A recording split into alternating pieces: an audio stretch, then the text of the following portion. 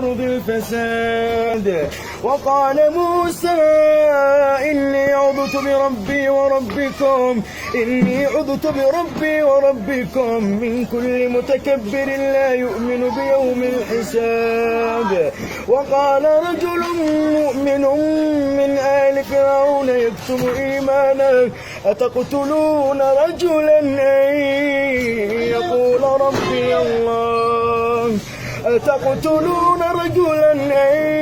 يقول ربي الله وقد جاءكم بالبينات من ربكم